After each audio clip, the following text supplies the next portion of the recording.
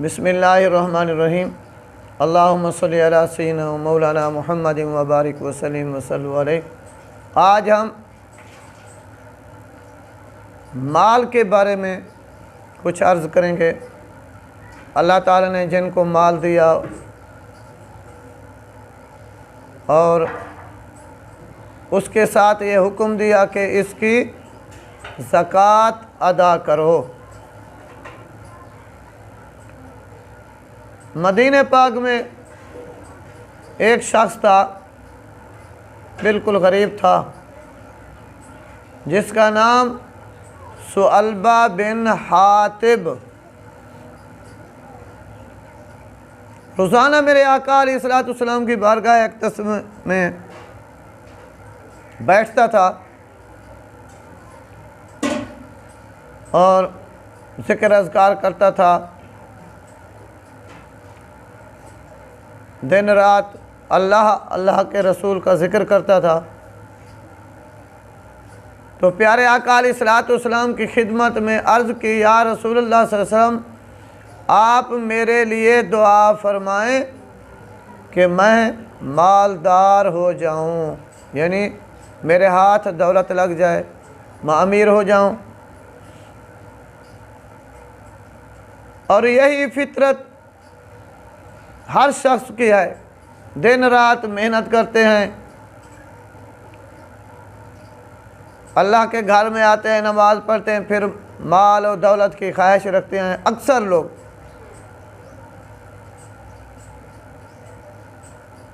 کچھ لوگ ایسے بھی ہوتے ہیں صرف اور صرف اللہ کے رسول کی رضا کے لیے نیک اعمال کرتے ہیں۔ کچھ لوگ ایسے بھی ہوتے ہیں جو اللہ کی عبادت کرنے کے ساتھ ساتھ مال و دولت کی خواہش رکھتے ہیں۔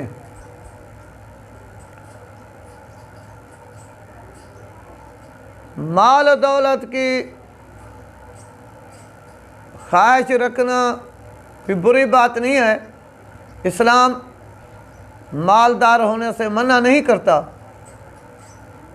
جیسے کہ حکم ہے کہ ہمیں یہ دعا مانگنی چاہیے ہر وقت، ہر نماز کے بعد، ربنا آتنا فی الدنیا حسنۃ وفی الآخرۃ حسنہ۔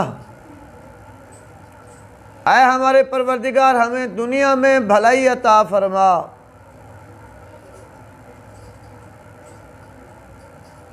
وہ دنیا جو ہمارے لیے بہتر ہو، وفی الآخرۃ حسنہ، اور آخرت میں بھی بھلائی عطا فرما۔ اللہ تعالیٰ نے قرآن مجید میں حکم فرمایا کہ جب اپنے لیے دعا مانگو، ایسی ہی دعا مانگو، یا اللہ دنیا کی بھلائی عطا فرما اور آخرت کی بھلائی عطا فرما۔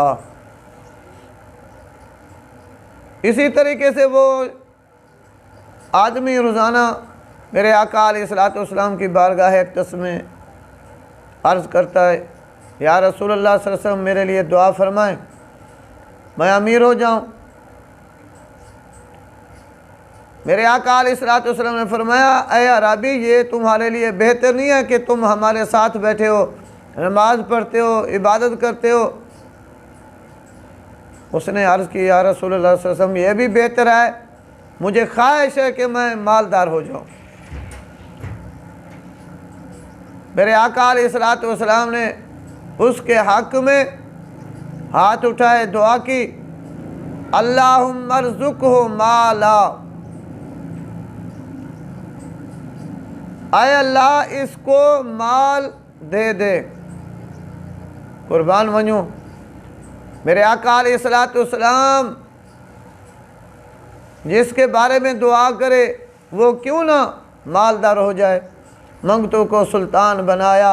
میرے کملی والے نے جب اپنا دربار لگایا، میرے کملی والے نے منگتے خالی ہاتھ نہ لوٹیں، ان کے کرم کی بات نہ پوچھو، ان کا کرم پھر ان کا کرم ہے، ان کے کرم کی بات نہ پوچھو۔ اللہ اکبر، کہ میرے آقا علیہ السلام کا کرم دیکھیں، کہ عرابی کے حق میں دعا کی اور اللہ تعالی نے اس کو مالدار بنا دیا، اور ایسا ہوا کہ اتنا مال ہو گیا کہ وہ جہاں اپنے گھر میں رہتا تھا وہاں اس کے پاس اتنا بکریاں مال ہو گئی کہ جگہ نہ رہی۔ جو روزانہ 5 وقت باجماعت نماز پڑھتا تھا اس کے لیے یہ کام ہو گیا کہ اس نے بکریاں وہ گھر سے باہر جنگل میں رکھنا شروع کر دیا کہ بکریوں کی تعداد بھی اتنا ہو گئی تھی کہ وہ وہاں اپنے گھر میں نہیں رکھ سکتا تھا، کہ تعداد زیادہ ہو گئی تھی۔ اور جو روزانہ نماز پڑھتا اس کی نماز چلے گی، وہ شام کو آتا عشاء کو، اور کچھ عرصے کے بعد وہ نماز بھی چلی گئی، پھر ہفتے کو آتا جمعہ پیارے آقا علیہ الصلوۃ والسلام کی بارگاہ میں بیٹھتا پڑھتا تھا، جمعہ کی سعادت ہوتی تھی ہفتے کے بعد۔ اسی طریقے سے جمعہ بھی چھوٹ گیا، مال بھی اتنا ہو گیا کہ وہ سنبھالنے میں لگ گیا۔ سال کے بعد عید پر آتا، یعنی مال ہو اتنا ہو کہ جتنا تم سنبھال سکتے ہو، اتنا مال نہ کماؤ جس کی وجہ سے تمہاری نماز قضا ہو جائے، ختم ہو جائے، کہ نماز جماعت کے ساتھ نہ پڑھ سکے اور جمعہ بھی نصیب نہ ہو اور نیک لوگوں کی صحبت بھی نصیب نہ ہو۔ یہی مال پھر وبال بن جاتا ہے، اگر زیادہ ہو جائے تم اس کو سنبھال ہی نہ سکو، تو آخر کار ایک مرتبہ پیارے آقا علیہ الصلوۃ والسلام نے اپنے غلاموں کو حکم دیا، جاؤ ثعلبہ کے پاس کہ اس کو کہو کہ اپنے مال کی زکوٰۃ ادا کرو۔ تو جب وہ گئے ثعلبہ کے پاس تو اس نے زکوٰۃ دینے سے انکار کر دیا۔ اللہ اکبر، اللہ اکبر، کہ جب یہ غلام واپس آئے پیارے آقا علیہ الصلوۃ والسلام کی بارگاہ اقدس میں، عرض کیا، یا رسول اللہ صلی اللہ علیہ وسلم، ثعلبہ تو اس بات سے منکر ہو چکا ہے، وہ کہتا ہے میں زکوٰۃ نہیں دیتا۔ میرے آقا علیہ الصلوۃ والسلام نے منہ مبارک سے الفاظ نکلے، ثعلبہ ہلاک ہو گیا، ثعلبہ ہلاک ہو گیا، ثعلبہ ہلاک ہو گیا۔ اللہ اکبر، ایمان والو یہ دیکھو، مال دولت کی حرص نے اس آدمی کو برباد کر دیا۔ اس نے یہ بھی نہ سوچا کہ پیارے آقا علیہ الصلوۃ والسلام نے میرے حق میں دعا کی تو میں مالدار ہو گیا، مگر مال کی محبت نے اسے اندھا کر دیا۔ تو میرے آقا علیہ الصلوۃ والسلام نے فرمایا ثعلبہ ہلاک ہو گیا۔ تو اس کا ذکر اللہ تعالی نے قرآن مجید میں کیا، بسم اللہ الرحمن الرحیم، وَمِنْهُمْ مَنْ عَاهَدَ اللَّهَ لَئِنْ آتَانَا مِنْ فَضْلِهِ لَنَصَّدَّقَنَّ وَلَنَكُونَنَّ مِنَ الصَّالِحِينَ فَلَمَّا آتَاهُمْ مِنْ فَضْلِهِ بَخِلُوا بِهِ وَتَوَلَّوْا وَهُمْ مُعْرِضُونَ۔ ان میں سے کچھ لوگ وہ ہیں جنہوں نے اللہ سے عہد کیا، اگر اللہ اپنے فضل سے ہمیں عطا کرے گا تو ہم ضرور خیرات کریں اور ضرور نیکوکار ہو جائیں گے۔ پس جب اللہ تعالی نے اپنے فضل سے عطا کیا تو بخل کرنے لگے اور اس سے روح گردانی کر لی۔ اللہ اکبر۔ یہ آیات کریمہ ثعلبہ بخیل کی مذمت میں یہ آیت بیان فرمائی گئی۔ میری مخلوق میں سے کچھ لوگ ایسے بھی ہیں جو میرا فضل مانگتے ہیں، مجھ سے مال و دولت کا سوال بھی کرتے ہیں اور وعدے بھی کرتے ہیں، اے اللہ اگر تو مال دے گا تو ہم ضرور صدقات خیرات دیا کریں گے، غریبوں مسکینوں کی مدد کریں گے، اللہ تعالیٰ کے راستے میں خرچ کریں گے۔ لیکن جب انہیں اللہ کا فضل یعنی مال و دولت مل جاتا ہے تو وہ سب کیے ہوئے وعدے، عہد، قول، اقرار بھول جاتے ہیں اور مال و زر پر سانپ بن کر بیٹھ جاتے ہیں۔ پھر نہ وہ اپنے وعدے کی پابندی کی ضرورت محسوس کرتے ہیں۔ اللہ اکبر۔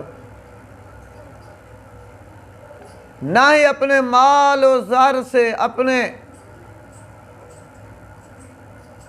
اہل حقوق کی مدد کرتے ہیں، بلکہ عطا کرنے والے مولا کو بھی بھول جاتے ہیں۔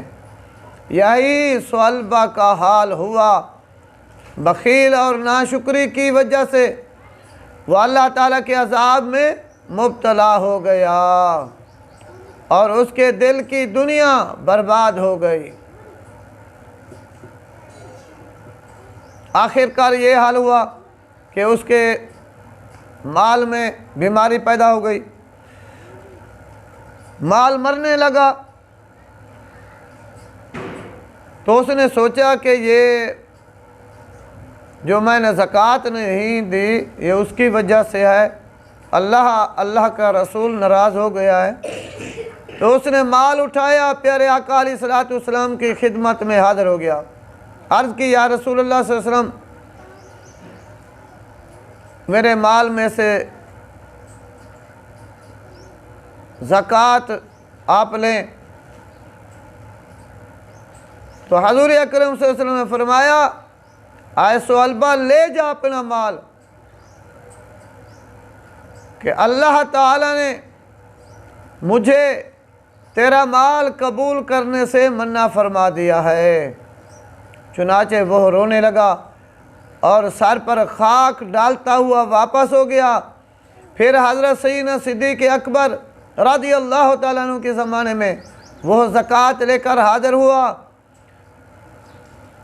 تو انہوں نے فرمایا تیری زکوٰۃ اللہ کے رسول صلی اللہ علیہ وسلم نے قبول نہیں کی تو میں کیسے لے سکتا ہوں؟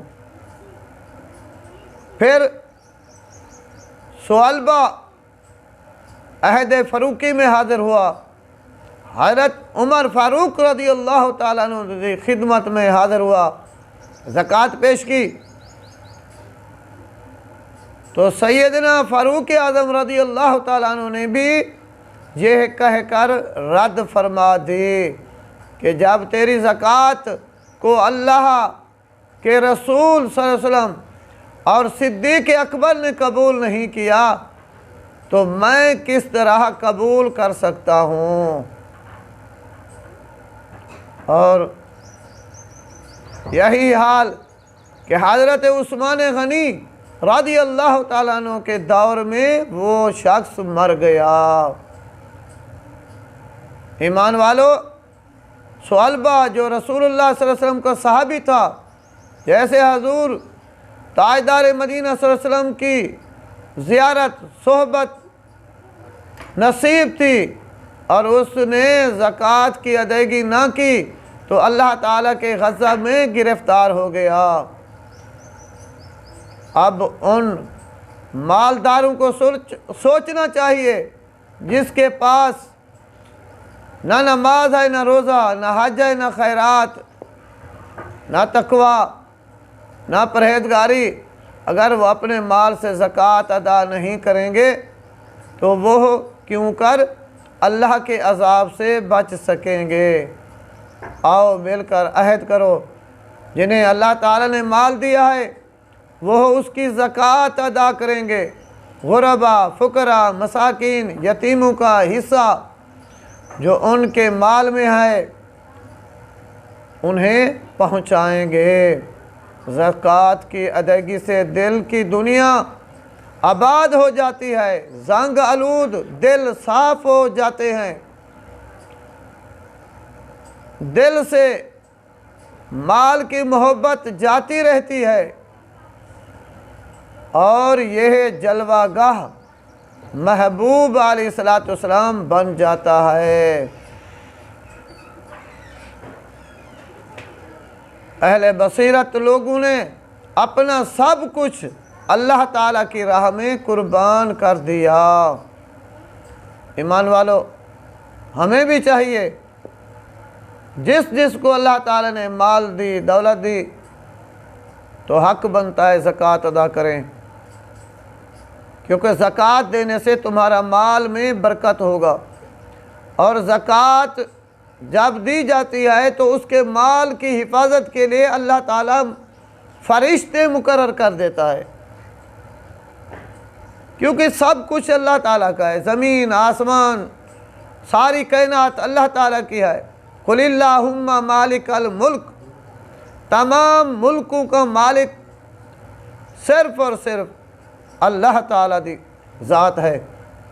ہمیں چاہیے اللہ کے رسول کی تابعداری کر کے اپنے ایمان کو منور کر کے اس دنیا سے چلیں، تاکہ قیامت کے دن اللہ اور اس کے رسول کی زیارت نصیب ہو جائے، تاکہ